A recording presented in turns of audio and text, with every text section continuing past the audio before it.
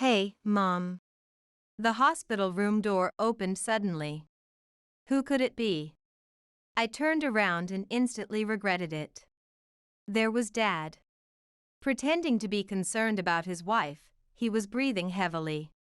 Sorry I'm late. It's fine. You were busy with work, right? I didn't want to hear those lies. Putting himself on a pedestal, my anger and rejection toward that man surged. I wanted to talk to Mom a little more. But I couldn't stand being in the same room with him. Mom, I'll come back. I said that and turned my back on Mom, who seemed like she wanted to say something, and headed for the door. Even his hurried gesture to let me pass irritated me. Hey, Erica. Thanks. Thanks for what?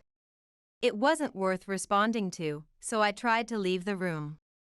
But then, Mom looks better, doesn't she? those words hit my last nerve. I turned back, furious, forgetting I was in a hospital. How does she look better? She's an alcoholic who can't even grasp reality anymore. Whose fault is it that she had to push herself to this point? You have no idea how much we have suffered. Stop pretending to be a caring husband. Erica, no, it's not like that. There she goes, defending him again. I wish she would get angry like me, just this once. Dad, probably because he was guilty, said nothing. That silence made me even angrier, and I stormed out of the room. My name is Erica. After graduating from college, I moved to Boston and started my first job.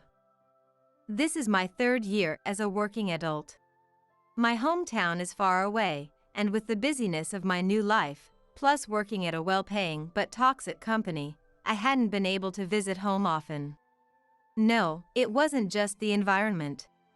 The biggest reason was that I didn't want to see my terrible dad, Lyle. Dad, or rather that man, was a textbook example of a deadbeat. He neglected our family and spent his nights drinking somewhere. He never attended any of my school events, always using work as an excuse. And to top it off, he even had debts from who knows where, causing Mom more pain. He probably ignored the hospital's call earlier. Or if he did answer, he likely used work as an excuse to avoid coming.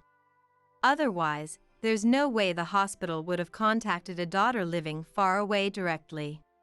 He's truly the worst kind of man. Are you out of your mind? The first words from my boss after I returned to the office and explained my situation while requesting paid leave. Erica. The company policy clearly states that paid leave must be requested at least a month in advance. But this time it's an emergency. My parent is in the hospital.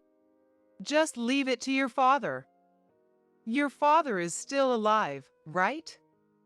Is it necessary for you, living far away, to go? My boss yelled, spitting as he spoke. My colleagues' reactions varied. Some looked at me with sympathy, while others seemed indifferent, wanting to avoid the fallout. Normally, I would back down. No, I wouldn't even bring it up in the first place. But this time was different. Despite being intimidated by my boss's anger, I desperately pressed on. But the hospital contacted me directly. There's a chance my dad can't come because he's busy. Are you saying you're free? If you're free, think of ways to improve work efficiency and sales. The conversation was over, or so my boss implied, returning his gaze to the computer. I couldn't believe it. Prioritizing the company's survival over a person's, my parents', emergency. I knew this was a toxic workplace before joining, but endured it for the salary. But I had reached my limit. Feeling it was disgraceful, I stomped back to my desk. My colleagues looked concerned or puzzled, but I didn't care. Inside my favorite bag was a clear file. Tragically, I had anticipated this day might come, though I hoped it wouldn't, and pulled out the partially written resignation letter. I also displayed the company policies section on resignations on my smartphone. Calculating the dates based on the policy and my remaining paid leave, I filled in the previously blank resignation date and submission date. I read it several times to ensure there were no errors or contradictions. Satisfied, I nodded, put it in an envelope, and stomped back to my boss. He looked up, puzzled, as I slapped the resignation letter on his desk. I apologize, but if I can't take time off for a family emergency, I will resign. The official resignation date and details are written here. I'll be using my remaining paid leave from tomorrow until the resignation date. How selfish. My boss's face turned red with anger. But it didn't matter to me. I understand it's sudden. But I'm not leaving today or tomorrow. The resignation date complies with company policy. So it's not selfish. The office atmosphere turned tense. My colleagues started murmuring, but I didn't care. My boss said nothing. No, maybe he couldn't speak out of anger, but in this case, he was in the wrong. But that didn't matter to me. In fact, I was the one who had the right to be angry. I'll send a handover document regarding the work I was in charge of after my mom's hospital matter is settled. Thank you for the short time I was here. I offered my thanks in words, made an apology I didn't want to make, and left the office, grabbing my belongings, amidst my boss's shouts and the varied gazes of my colleagues. Outside, I saw a taxi approaching from a distance and raised my hand to hail it. Luckily, it stopped immediately, probably because it was on its way to the stand to look for passengers. Please, take me to the station right away. As soon as I got in, I directed the driver to the airport near where the planes were taking off. Sensing something from my demeanor, the driver said nothing and just drove. On the way, I hurriedly opened my smartphone and booked a flight. Fortunately, there was a seat available on a flight from the indicated airport to my hometown's airport, so I booked it right away. Originally, I planned to return home and pack before leaving. However, given the state of my mind after what happened at the office, I knew I would likely collapse in tears and be unable to move if I returned home. Hence, my return home was almost unplanned. As it was still daylight, the roads weren't too crowded, and we quickly arrived at the airport. I didn't have enough cash, but fortunately, I could use my credit card to pay. I thanked the driver and headed to the boarding gate. Thanks to everything being digital, the flight I had booked was ticketless, linked to my smartphone. Without the hassle of any procedures at the counter, I passed through the gate and bought some food at the airport. Honestly, I wasn't hungry, but I figured it was better to eat when I could. However, even after settling down on the plane, I couldn't eat. Mom always suffered because of Dad, that man. She probably thought she was hiding it, but even as a child, I could see her struggles clearly. I had watched her endure since my childhood. So, to at least repay her, I gave up on my dreams and joined that high-paying company, knowing it was a toxic workplace. It was all for Mom. And yet, if I can't be there when something happens to Mom, money means nothing. The words slipped out before I knew it. Luckily, everyone around me was either sleeping or listening to music, so no one noticed my words. Perhaps because of that, one tear, then another, fell from my eyes. I knew I shouldn't cry in a public place. But despite understanding that, I couldn't stop crying until we reached my destination airport. My anger towards the company was overshadowed by anxiety about Mom, and I returned to my familiar hometown without feeling even a hint of hunger. The hospital that had informed me about Mom was a well-known general hospital in the area. Therefore, I didn't hesitate and caught another taxi in front of the airport to head to the hospital. After a few minutes of the taxi ride, we arrived safely, and I used my credit card again to pay the fare. It was a famous hospital, but I had never used it. I headed to the reception and told them my mom's name and the reason the doctor had called me. At that moment, I realized I had forgotten to note down which ward and which doctor had called due to my agitated state. I worried it might take time to figure out, but my concerns were unfounded. Whether it had been communicated beforehand or could be somewhat inferred from experience, the receptionist found the information in a few minutes. I hung the provided name card holder around my neck, presumably to identify me as a general visitor who had found their way in, and boarded the indicated elevator. I got off on the relevant floor and, following the guide map, somehow managed to find the small room I had been directed to. A few minutes later, a kindly-looking elderly doctor entered the room, looking apologetic. He began by apologizing for the sudden call and then explained Mom's current condition. She had terminal stomach cancer. Moreover, the cancer had already metastasized to several bones, and while the average life expectancy for similar patients is about a month, it could be shorter due to her age and physical condition. I couldn't grasp it immediately. It felt like watching a scene from a TV drama, absent-mindedly, in the living room. But this was reality, something that had happened to Mom and me. While trying to soothe my mind, which wanted to reject reality, I listened to the doctor's words. He asked me to be available for immediate contact and to come as soon as possible, given that anything could happen at any moment. I nodded to each request. There were many procedures to follow due to the necessity of hospitalization. After the male doctor conveyed Mom's condition, a nurse entered the room with a stack of documents. These included her basic information such as her address, any allergies, her medical history, consents for various potential procedures, and applications for rental items. To the nurse's formal apology for the numerous documents, I gave a formal denial and began filling out the forms while thinking hard. It surely took several minutes to complete everything. The nurse took the documents from me, checked them, and nodded once. Yes, there doesn't seem to be any issue. Well done. Would you like to see your mother now? Yes. I nodded reflexively. I wanted to see her, no matter what condition she was in. I was guided to a private room with that thought in mind. Mom was there. She looked much more emaciated than I remembered, so fragile that it seemed she might soon be nothing but skin and bones. In such a state, she was sitting up in bed, looking at me with a troubled smile. Tears welled up in my eyes. Even at a time like this, she didn't have to smile as she used to. Mom. Welcome, Erica. I'm sorry. Is work okay?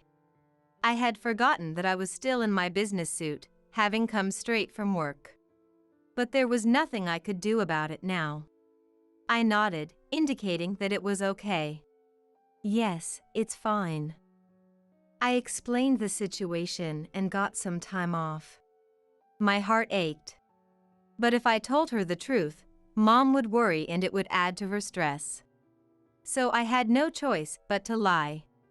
Whether she noticed the lie or pretended not to. Mom smiled gently and said, I see.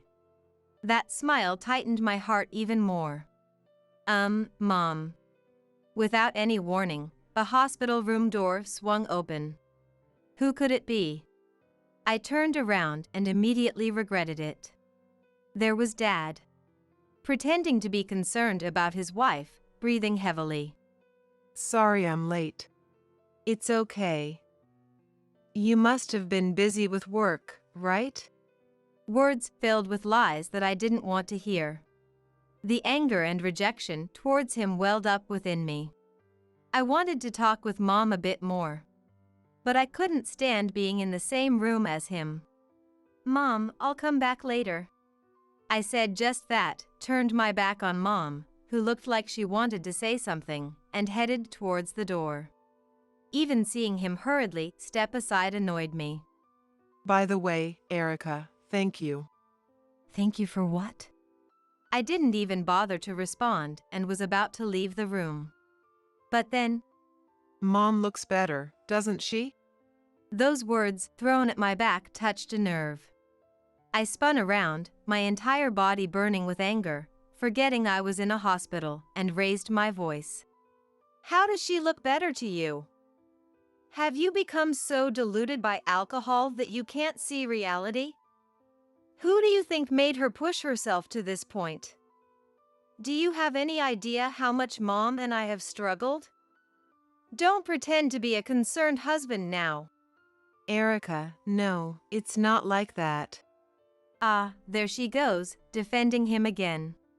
At least now, I wanted her to unleash her anger like I was doing. Dad said nothing, probably because I hit a sore spot. His silence infuriated me even more, and I stormed out of the room. For a while, I needed to stay nearby in case anything happened. But there was no way I was going to spend time at home with him. Fortunately, I had saved most of my salary to give back to Mom, so staying in a hotel wouldn't be a financial burden. I chose a relatively inexpensive hotel that allowed long stays and provided a good place to rest. In the room of the hotel I had selected, I knew my suit would get wrinkled, but I was too exhausted to care and collapsed onto the bed. I let out a sigh. I hadn't brought anything with me, so I'd need to get some clothes. And though I wasn't looking forward to it, I had to prepare the handover documents. There were probably many other things I needed to do that I wasn't aware of yet. But despite all this, my body wouldn't listen to me at all. At that moment, I heard a short vibration from the bag I had left beside me. Something had come through on my smartphone, which was still on silent mode. I forced myself to move, reaching for the bag and pulling out my phone. It was a text message notification. The sender was Mom. Erica, thank you for coming to see me earlier. Such simple, everyday words. Even just that warmed my heart. But my expression froze at the next sentence. Please forgive Dad for earlier. He was just trying to cheer you up in his own way. I quickly closed the text. Once again, I was overwhelmed with frustration and sadness, tears streaming down my face. What is wrong with that man? Trying to cheer me up? That's a joke. How could he say Mom looked better when she was so weak right in front of him? As tears flowed, sobs began to escape my throat. In this space where no one would scold me or worry about me, I let my emotions take over and cried aloud. I poured out my grief and resentment towards that man who pretended to be my father for what felt like forever. From that day on, I visited Mom almost every day. Maybe to avoid the awkwardness or because he had other important things to do. I hadn't seen that man since our confrontation. It would infuriate me if we met, but knowing he wasn't around angered me as well. Please, let her recover. Let a miracle happen. I silently mocked myself for such hopes as the disease continued to consume Mom, her already thin body wasting away to skin and bones. And a few weeks after being called to the hospital, despite my desperate wishes, Mom finally passed away. The funeral was to be held with only close family. However, due to the local customs and Mom's reputation, many people came to pay their last respects. From those I knew to those I didn't, many came.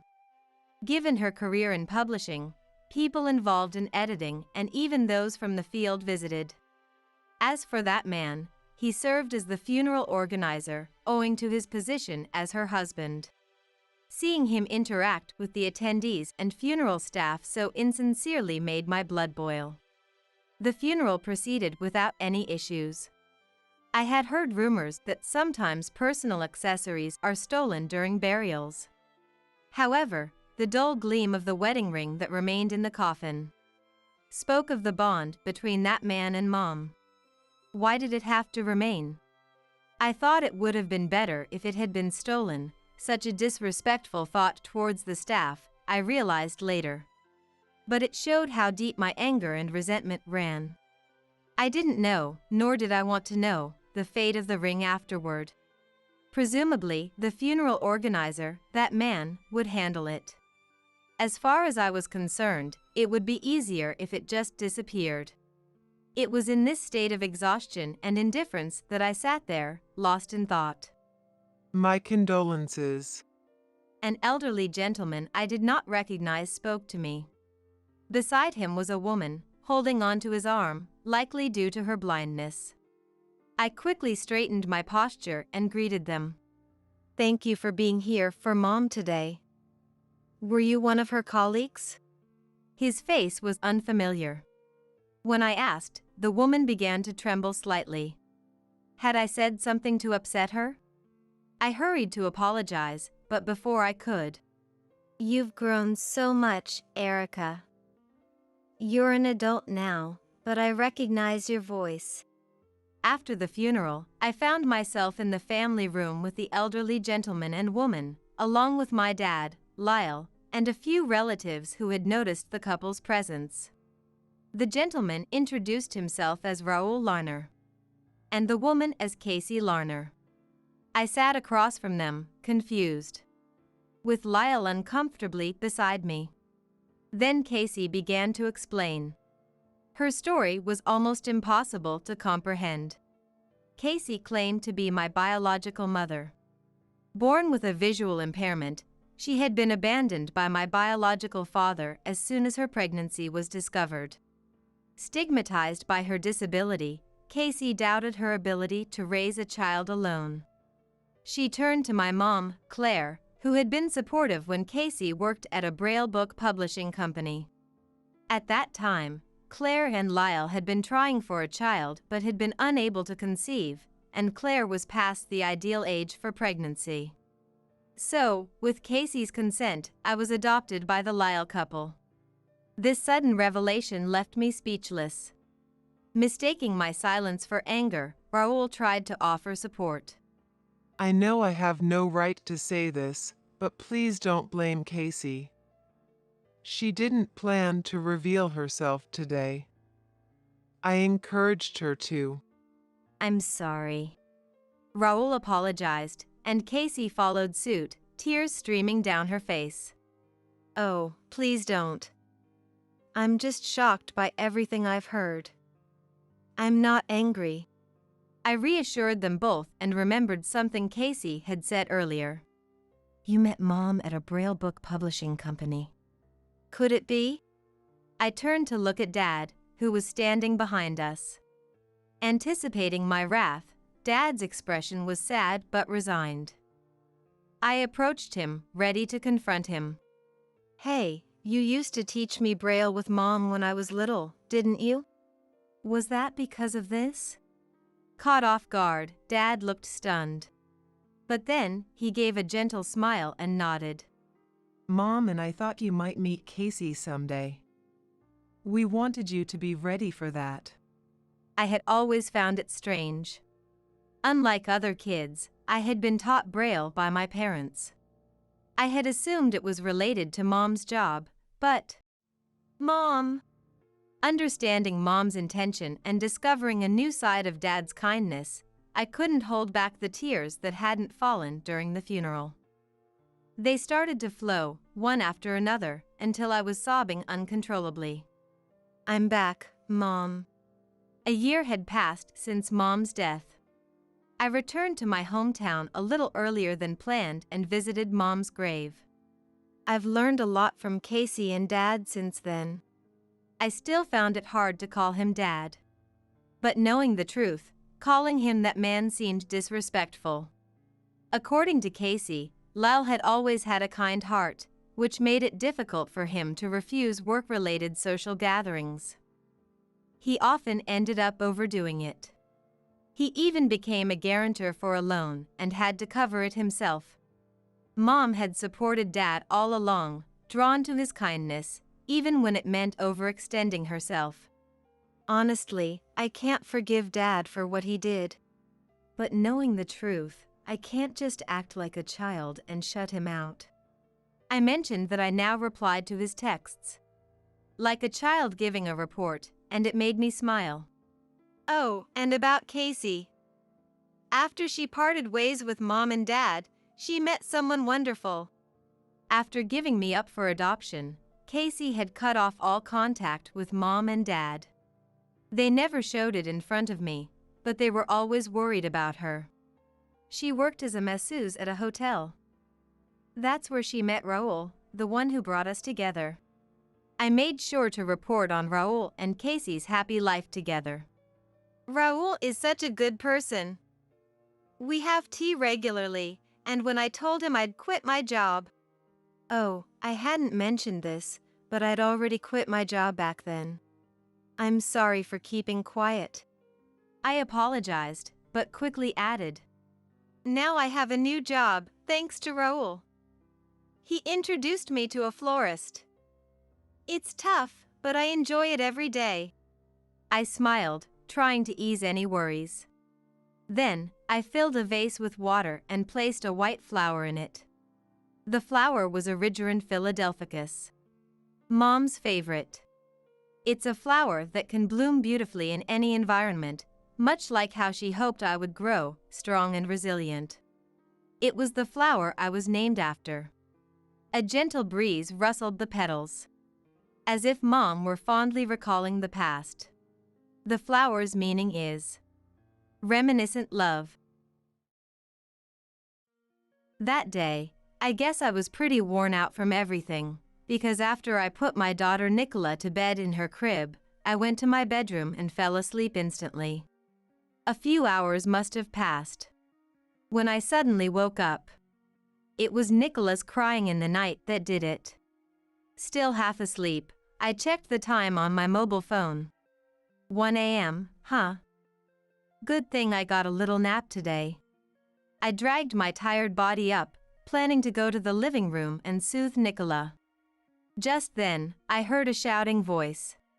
Shut up! Be quiet! For a moment, I couldn't tell where the voice was coming from. I thought maybe my MIL, Jamie, was yelling at me from her room, so I said, Yes! I'm coming to soothe her now! And opened the living room door.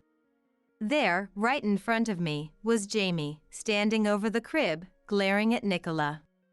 And the next moment, Enough already! She slapped Nicola's face. What are you doing? I yelled louder than I ever had before. Jamie looked surprised for a second. Why didn't you soothe her sooner? This child is so noisy. Then she yelled back. In a panic, I rushed over to the crib and lifted Nicola to protect her from Jamie. I can't believe this. Hitting a baby. My name is Candace, a 28-year-old housewife. I used to be an office worker, but I'm currently on maternity leave, focusing on housework and childcare. My husband Miles and I started living with Jamie, my MIL, about a year ago. With Miles's job being demanding and him rarely home, and because he was worried about leaving me alone while I was pregnant, and also feeling sorry for Jamie being alone since my FIL Willis passed away 2 years ago, we decided to move in with her. At first, living together went well, but gradually, Jamie started showing her true colors, and honestly, I was having a hard time. Candace, you're really slow at housework, aren't you? Can't you make better food? I'm sorry. Jamie harassed me every chance she got. When Willis was still alive, I didn't have any issues when visiting my in-laws' house. So, I didn't particularly dislike Jamie back then. However, after Willis passed away and we started living together, Jamie became an unbearably selfish and rude presence in my life. Hurry up with the housework! You're really useless, you know. Slow. Ugly. Jamie keeps insulting me like this. The last part was just mean and had nothing to do with housework. Since I'm pregnant, it's natural for me to be slow with chores. But Jamie doesn't seem to care about that. She just seems desperate to harass me. As for Miles, He's mostly away on business trips and doesn't get home until midnight even when he's not traveling. So, I have to spend most of my days with Jamie. I kept hoping that things would change once the baby was born. Even Jamie, rough as she is, would surely become kinder and gentler living with her grandchild. I was desperately holding on to that hope. I do consult Miles about it on WhatsApp, keeping it to a level that won't trouble his work, and he does reply with, "I'm really sorry. I wish I could be there for you during tough times." He also takes care to admonish Jamie when they meet. Knowing that Miles is on my side gives me a little relief. That's why I could bear being scolded by Jamie for not doing the housework well enough while pregnant. Later, I safely gave birth to a baby. A healthy baby girl. Miles, bless him, managed to get permission from his company, saying, "The baby is being born." He left work early and rushed to the hospital just before I gave birth. When he held our newborn daughter, "She's really cute, like an angel." And he looked so happy and said, "I was happy too, having given birth to the child of the man I love." I reported the birth of our healthy baby girl to Jamie through WhatsApp. I thought she might come to visit in the hospital since we live together, but Jamie didn't show up. She didn't even reply on WhatsApp. Could it be that she's not interested in her granddaughter? I started to feel a cold sweat. Will this harassment continue even now? As I was dreading that thought, the door to my hospital room opened. "Candace, how are you feeling?" "Lila." "Wow, what a cute baby. It's a girl, right? She's going to be beautiful." It was my sister-in-law, Lila, who came to visit. Lila is very kind and cheerful, and she's always been good to me. I've always loved Lila. She's already married and has children, so I had decided to consult her about parenting. "What's her name?" "Miles and I decided to name her Nicola." "Ah, that's a nice name." "Wait, hasn't Mom come?" "No. I did contact her, but she ignored the read receipt." "Oh, I see. She's really a pain sometimes, isn't she? Unpredictable and lacking common sense." Ha ha ha. Well, yeah. Lila is straightforward, and I've always appreciated that about her. She once told me, "If you ever have a problem living with Mom, feel free to vent to me." That really saved me. So, I used to honestly complain to Lila when things got really tough. Lila understood Jamie's difficult nature, so she knew that if she scolded Jamie based on what I told her, Jamie would end up taking it out on me. That's why she wouldn't admonish Jamie unless it was really necessary. At that time, just being able to vent was enough to relieve my stress. I had no idea things would get harder after Nicola was born. "Jamie, I'm back." When I got discharged from the hospital and returned home with Nicola, Jamie didn't mention Nicola at all. "Hurry up and clean," she said. I couldn't believe it. It was as if she completely ignored Nicola's existence.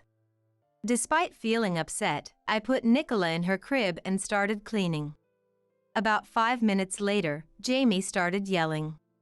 "Candace! Come here!" "Yes, what is it?" "That baby is noisy. Do something about her crying." "I'm sorry." Again, I couldn't believe it.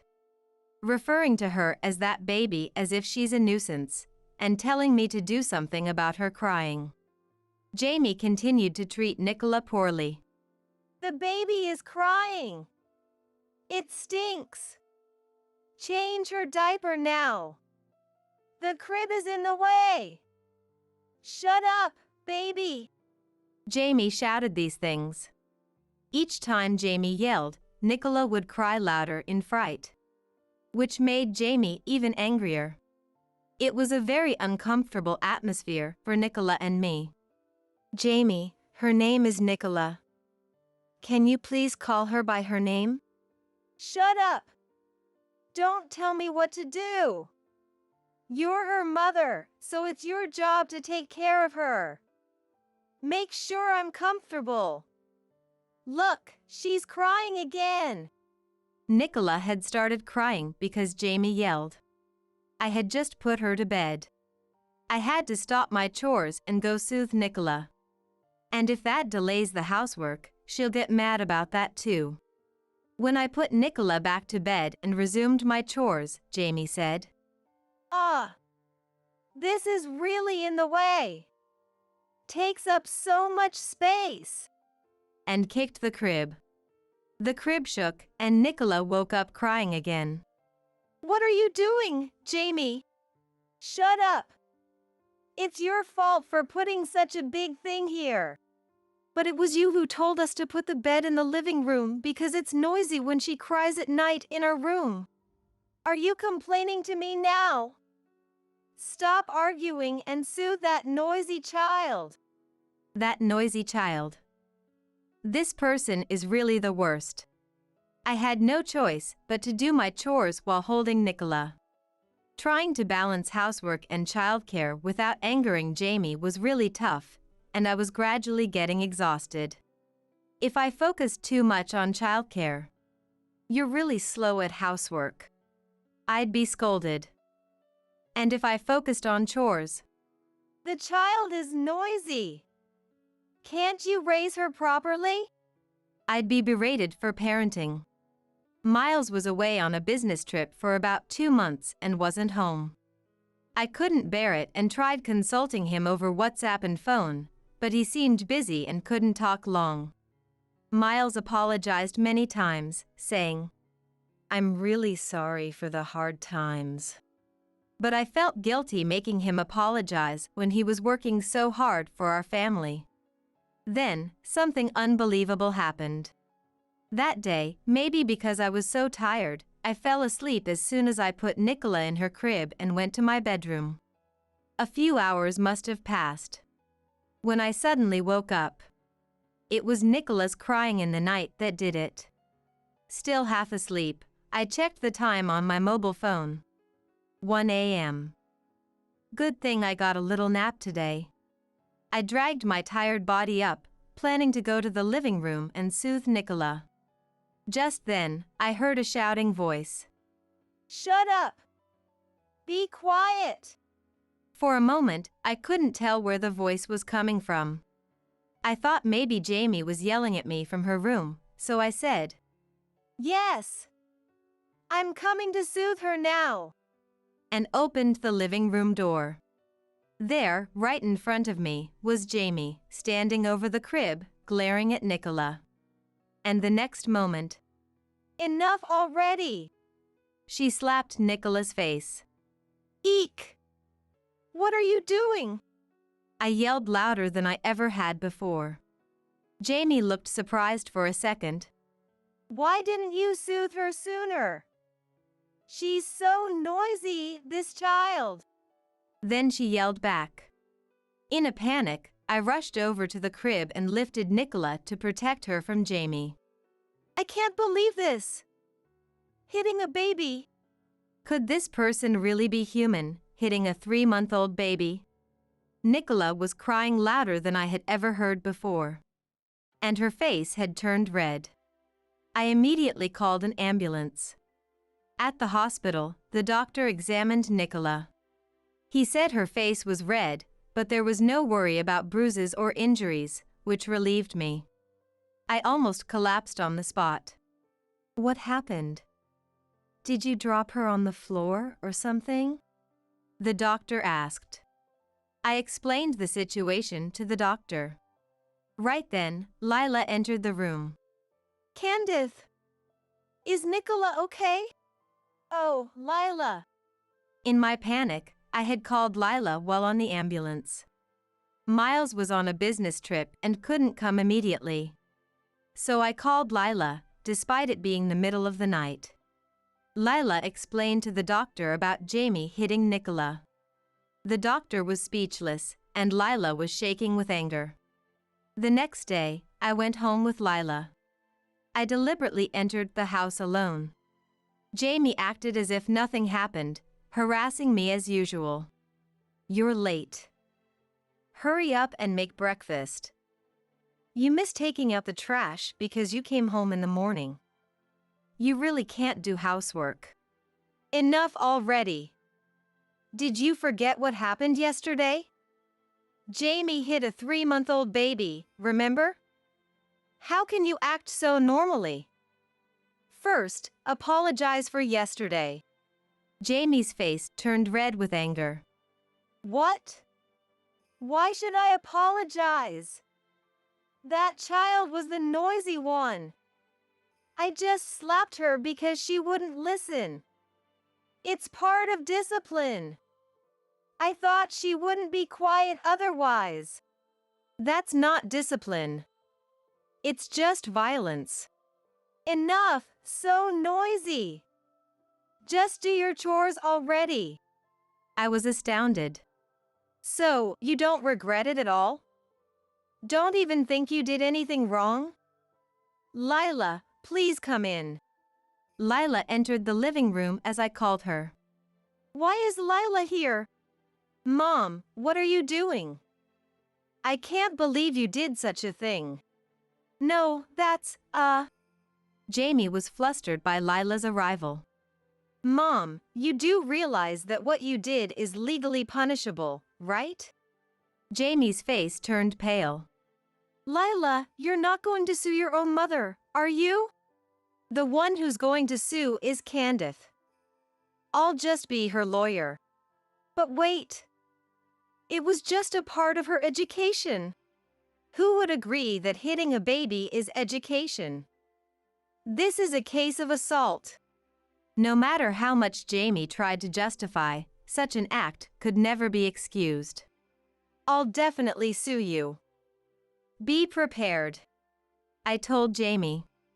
Then, Jamie began to cry quietly. I'm sorry, Candace. I always lose control when I get angry and end up regretting it later. I've always been depressed and regretful about how I treated you and Nicola. I truly am sorry for what happened. Why did I raise my hand to her? I always wanted a boy for the eldest grandson. It was also Willis's wish. Willis's wish! It might be an old-fashioned thought, but we always hoped for a boy to carry on the family line, and when a girl was born instead, I was happy about the birth of a granddaughter, but also felt like I failed to fulfill a promise to Willis, and every time I got angry, I couldn't control myself. I'm really sorry. Jamie continued speaking through her tears. Please, Candace, change me. I'll do anything. Jamie said this and then deeply apologized. Jamie, please calm down. Let's talk properly first. No, I've done something terrible. No amount of apologies will ever be enough. Jamie kept apologizing repeatedly. I felt my heart wavering and almost forgave Jamie. Jamie. That's when Lila spoke up. Don't take her seriously, Candace. Mom always pretends to be deeply remorseful like this when she's cornered, just to end criticism against her. She did the same when Dad found out about her affair. He forgave her because he fell for her act, but her tears dried up immediately afterward. This is probably just an act too, right? You can't fool me. Lila's observation made Jamie falter. What are you saying, Lila? Looking closely, Jamie's tears, which were flowing heavily just a moment ago, had already dried up. It was likely fake crying. Jamie, I can't forgive you anymore. How twisted can you be to try to weasel out of what you've done? Wait a minute. I'm not trying to escape anything. Okay, I understand. But we've already decided to take legal action. As I said that, Jamie's face turned red with anger. Don't joke with me. Why should I be subjected to this by a dater-in-law like you? How insolent! Just then, the sound of the house key turning was heard. Candace. Is Nicola safe? Miles! Why are you here? I had only contacted him on WhatsApp. I thought Miles couldn't come since he was on a business trip. I called him several times in the middle of the night. Then he drove straight here. Miles had been driving since 3 a.m. and arrived this morning. I didn't know Miles was coming too. Mom, cut it out. I've been hearing about your harassment from Candace, and I've been warning you every time, haven't I? And now you've gone and hit my precious Nicola? I'll never forgive you for this. Miles, even you're blaming me? How cruel, after I raised you and Lila. What are you talking about? Mom always left us with Aunt to play around. Our memories are filled with the meals Aunt cooked, not you. Mom, just give it up. Besides, I think the doctor already reported it yesterday. Eh? The hospital knows Mom hit her, so I think it's just a matter of time before the police come. No! Wait! You're okay with your mother being arrested? I'd rather not have someone who hits a 3-month-old baby around. No matter what you say, Mom, you have no one on your side now. Jamie finally seemed to understand her situation, pale-faced and slumped. Soon, the police arrived and Jamie was arrested. As a first-time offender, she received a suspended sentence, but Miles and Lila cut ties with her and issued restraining orders against her. Miles moved out of the in-laws' house with me and Nicola and rented an apartment. While looking for a place, we stayed briefly with Lila, which was a great help. Candace, I'm really sorry for everything. I'll take a parental leave. If I can't get it, I'll change departments or even jobs to ensure your and Nicola's safety. I was so happy to hear Miles say that. His company had some issues with the working environment, and he couldn't get parental leave, so he resigned and found another job. Now he comes home on time, helps with Nicola and the housework. We live in a high-rise near Lila's family, often gathering for meals or enjoying barbecues. I don't know what's become of Jamie, but I heard from neighbors that after her arrest, she's become completely isolated and doesn't go out anymore. Prideful Jamie probably can't bear being known as someone who did such terrible things. Well, it doesn't matter to me anymore, and she doesn't know where we moved, so there's no chance of meeting or her showing up unexpectedly. I plan to live happily, supporting each other as a family with Miles, Nicola, and Lila's family.